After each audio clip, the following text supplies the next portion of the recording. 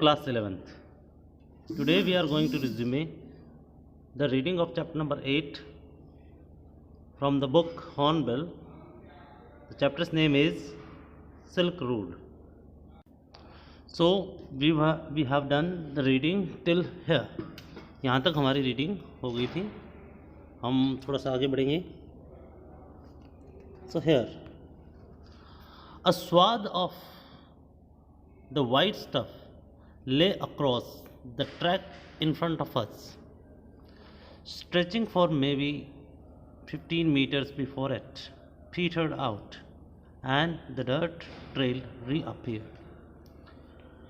देख सकते हैं स्वाथ का मीन है यहाँ पर अ लॉन्ग स्ट्राइप और एरिया ऑफ वाइट स्टफ ले across the track in front of us, यानी हमारे सामने एक सफ़ेद कलर का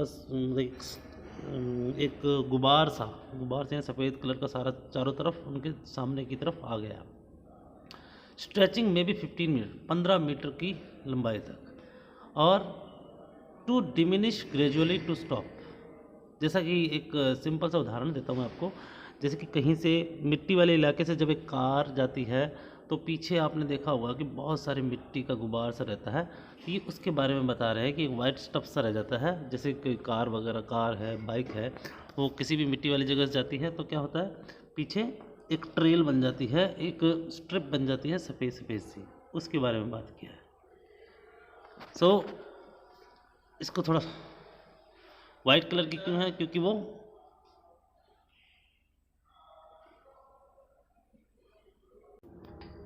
the snow continued on either side of us, smoothing the abrupt bank on the upslope side. The bank was too steep for our vehicle to scale, so there was no way round the snow patch. तो hair देखते हैं कि वो snow दोनों तरफ either side of us, यानी दोनों तरफ उनके दिख रही थी. अब धीरे धीरे वो चिकनाहट से बना जा रहा. स्मूथिंग द अब्रप्ट बैंक, उसको जो किनारा है उसको थोड़ा सा क्या कर रहे थे, चिकना की तरह बना रहे थे. अप स्लोप साइड, यानी आप देख सकते हैं कि इस तरीके के धीरे धीरे जितना वो ऊंचा जाते जा रहे थे, स्टीप उतनी ही ज़्यादा गहरी होती जा रही थी, और जगह भी उतनी ही, जो रोड है वो भी उतना ही कम होता जा रहा था. इट मीन्स यहाँ पर जो अब कार चलाना वो थोड़ा सा ज़्यादा रिस्की होता जा रहा था. तो जो किनारे थे वो कैसे थे, और उसके अंदर से व्हीकल सिर्फ एक आधे व्हीकल की ही जाने की जगह रह जाती थी, या फिर एक से कुछ ज़्यादा हो सकता है, लेकिन जगह बहुत कम थी उस रोड पर. तो ये बताए जाते हैं was no way round snow patch, क्योंकि वहाँ पर छोटे छोटे बर्फ़ के गड्ढे थे. I join Daniel as Saturn stepped onto encrusted snow and began to slither and slide forward, stamping his foot from time to time to ascertain how sturdy it was. तो लेखक ने डैनियल और सैटर्न के साथ बाहर की ओर कदम रखा, और इनक्रस्टेड मतलब ऊपर की जो लेयर थी उसको आप देख सकते हैं इस तस्वीर में. स्लिदर किया यानी move smoothly over a surface, किसी सरफेस के ऊपर से सही तरीके से जाना. एंड स्लाइड फॉरवर्ड, उसे थोड़ा सा आगे की ओर खिसकाया. स्टाम्पिंग, अपने पैर से मार के. His foot time to time to ascertain how sturdy it was, ये चेक करने के लिए कि वो कितना स्टर्डी है. यहाँ पे स्टर्डी का मतलब आपको समझ में आ रहा होगा कि कितना ठोस है तो कितना उसके अंदर पोलापन है. I looked at my wrist watch. We were at 5210 metres above sea level. The snow didn't look too deep to me, but the danger wasn't its depth, Daniel said, so much as its icy top layer. If we slip off, the car could turn over, he suggested as we saw Saturn grab handfuls of dirt and fling them across the frozen surface. तो देखेंगे जरा 5210 metre सी level से ऊपर उनकी वो खड़े थे, और वहाँ से खतरा टला नहीं था. अभी खतरा वहाँ उतना ही जितना वो आगे बढ़ते जा रहे थे, खतरा उतना ज़्यादा ही बढ़ता जा रहा था.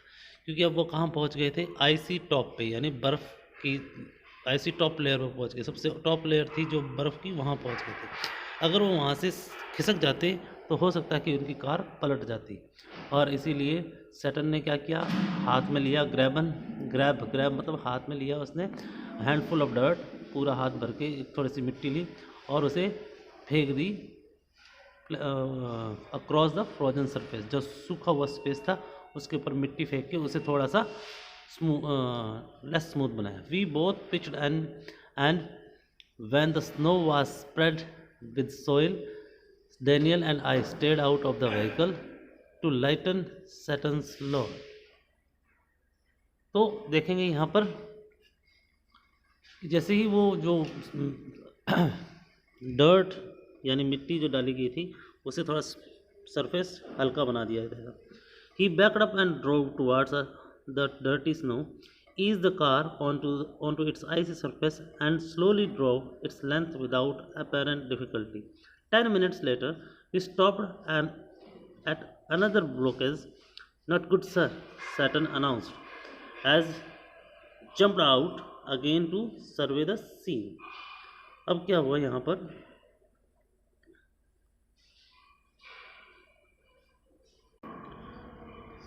जैसा कि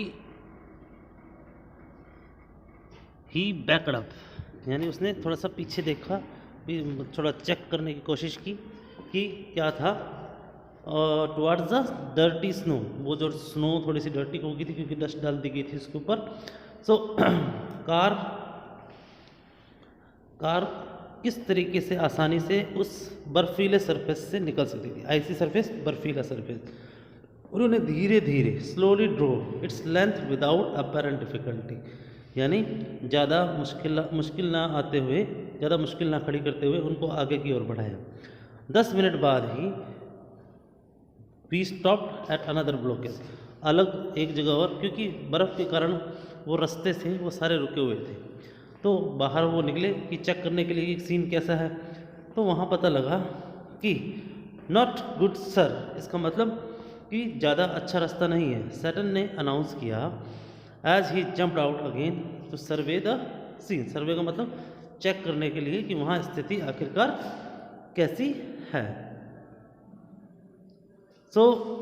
इस तरीके से हम थोड़ा आगे बढ़ते हैं।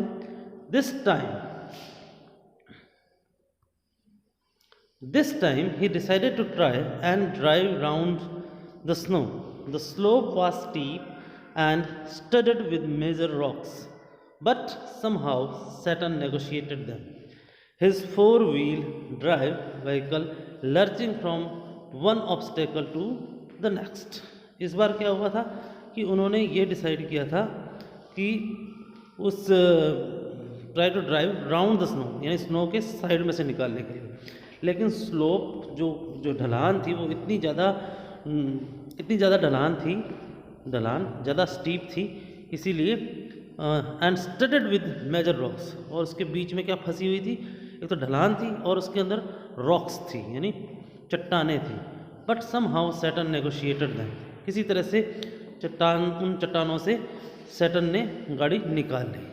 उसकी जो 4 व्हील चलाने की जो थी, जितना भी उसका स्किल थी उसने यूज़ कर ली थी। लर्चिंग मीन्स स्विंग, यानी जितना भी लहरा के वो चला सकता था, स्विंग कहते हैं लहरा के, तो जितना भी लहरा के वो चला सकता था, उस जो टेढ़े मेढ़े रास्ते पर जो भी मुसीबतें आ रही थी, मेजर रॉक्स थी, ठीक है, तो किसी तरीके से उनके साथ उन्होंने समझौता, नेगोशिएट यानी समझौता कर लिया था उस हिलते डुलते रास्ते पे।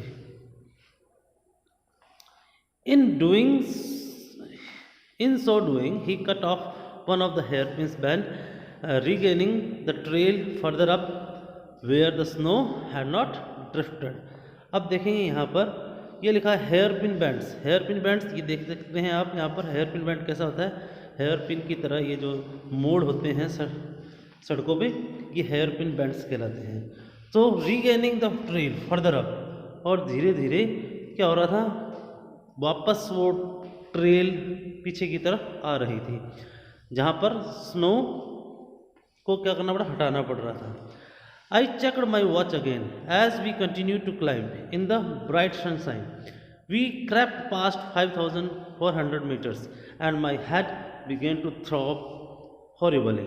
So लेखक ने क्या किया, एक बार फिर अपनी घड़ी को देखा और उन्होंने पता किया कि 5,400 मीटर सी लेवल से वो ऊपर थे और लेखक का सर वापस दर्द करने लगा। बिगेन टू थ्रॉब मतलब पल्सेट, ज़्यादा सर में दर्द होना, मुसीबत आना शुरू हो गया था, ज़्यादा प्रेशर लेना शुरू कर दिया था सर ने। So thank you very much, this is all for today. In the next reading we are going to make it further. Thank you very much.